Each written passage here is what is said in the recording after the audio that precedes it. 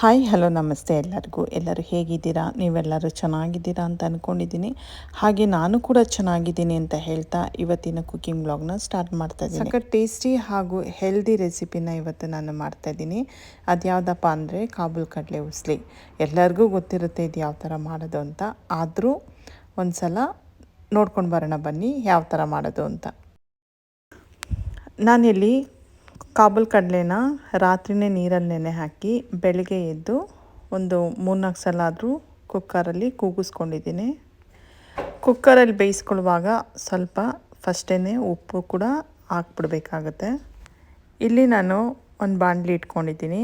ಬಾಣಲಿ ಕಾದ ನಂತರ ಸ್ವಲ್ಪ ಎಣ್ಣೆನ ಹಾಕ್ಕೊಳ್ತಾ ಇದ್ದೀನಿ. ಎಣ್ಣೆ ಕಾದ ನಂತರ ನಾನಿಲ್ಲಿ ಸಾಸಿವೆ ಸೇರಿಸ್ಕೊಳ್ತಾ ಇದ್ದೀನಿ. ಸಾಸಿವೆ ಚಿಟ್ಗುಟ್ಬೇಕು. ಸಾಸಿವೆ ಚಿಟ್ಗುಟ್ಟಿದ ನಂತರ ನಾನಿಲ್ಲಿ 1 ಸ್ಪೂನಷ್ಟು ಕಡಲೆಬೇಳೆ ಸೇರಿಸ್ಕೊಳ್ತಾ ಇದ್ದೀನಿ. ನಂತರ 1 ಟೀ ಸ್ಪೂನಷ್ಟು ಜೀರಿಗೆ ಕೂಡ ಸೇರಿಸ್ಕೊಳ್ತಾ ಇದ್ದೀನಿ. ಅವೆಲ್ಲವೂ ಸ್ವಲ್ಪ ಬ್ರೌನ್ ಕಲರ್ ಆದ ನಂತರ ಹಸಿಮೆಣ್ಸಿನ್ಕಾಯಿನ ಸೇರಿಸ್ಕೊಳ್ತಾ ಇದ್ದೀನಿ. ಇವಾಗ ಇವೆಲ್ಲ ಚೆನ್ನಾಗಿ ಫ್ರೈ ಆಗಬೇಕು. ಹಸಿಮೆಣ್ಸಿನ್ಕಾಯಿ ಎಲ್ಲ ಫ್ರೈ ಆದ ನಂತರ ನಾನಿಲ್ಲಿ ಒಂದು 3 ಮೀಡಿಯಮ್ ಸೈಜ್ದು ಈರುಳ್ಳಿ ಸೇರಿಸ್ಕೊಂಡಿದ್ದೀನಿ. ಈರುಳ್ಳಿ ಸ್ವಲ್ಪ ಜಾಸ್ತಿನೇ ಸೇರಿಸ್ಕೊಳ್ಳಿ, ಚೆನ್ನಾಗಿರುತ್ತೆ ಕಡಲೆಕಾಳು ಉಸ್ಲಿಗೆ. ಈರುಳ್ಳಿ ಸೇರಿಸ್ಕೊಂಡಿದ ನಂತರ ಇಂಗು ಸೇರಿಸ್ಕೊಳ್ತಾ ಇದ್ದೀನಿ. ನಂತರ ಇವೆಲ್ಲವೂ ನೀಟಾಗಿ ಫ್ರೈ ಮಾಡ್ಕೊಳ್ಬೇಕು. ಈರುಳ್ಳಿ ತುಂಬ ಫ್ರೈ ಆಗೋದು ಬೇಡ, ಸ್ವಲ್ಪ ಫ್ರೈ ಆದರೆ ಸಾಕು. ನಂತರ ಸ್ವಲ್ಪ ಒಗ್ಗರಣೆಗೆ ಉಪ್ಪು ಸೇರಿಸ್ಕೊಳ್ತಾ ಇದ್ದೀನಿ.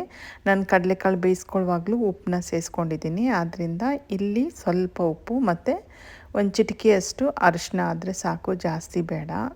ಉಪ್ಪು ಅರಿಶಿನ ಹಾಕ್ಕೊಂಡಿದ ನಂತರ ಒಂದು ಸಲ ಎಲ್ಲ ನೀಟಾಗಿ ಮಿಕ್ಸ್ ಮಾಡ್ಕೊಳ್ಬೇಕು. ಇದಾದ ನಂತರ ನಾವು ಕಡಲೆಕಾಳು ಬೇಯಿಸಿಟ್ಕೊಂಡಿದ್ವಲ್ಲ ಆ ಕಡಲೆಕಾಳನ್ನ ಸೇರಿಸ್ಕೊಳ್ಬೇಕು. ನಂತರ ತುರಿದಿದ್ದ ತೆಂಗಿನಕಾಯಿ, ಅದಾದ ನಂತರ ಸ್ವಲ್ಪ ಕೊತ್ತಂಬರಿ ಸೊಪ್ಪು, ಇದಿಷ್ಟು ಸೇರಿಸ್ಕೊಂಡಿದ ನಂತರ ನೀಟಾಗಿ ಎಲ್ಲನೂ ಮಿಕ್ಸ್ ಮಾಡ್ಕೊಳ್ಬೇಕು.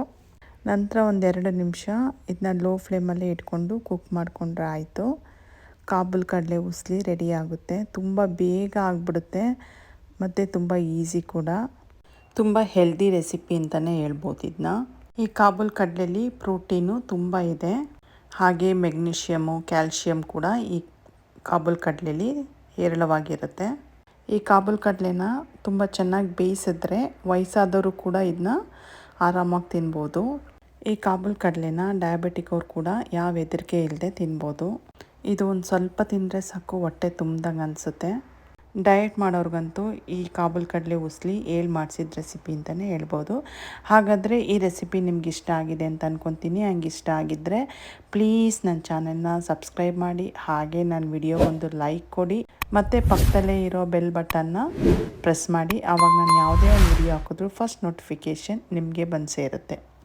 ಇಲ್ಲಿವರೆಗೂ ನನ್ನ ವಿಡಿಯೋ ನೋಡಿದ್ದಕ್ಕಾಗಿ thank you and God bless you.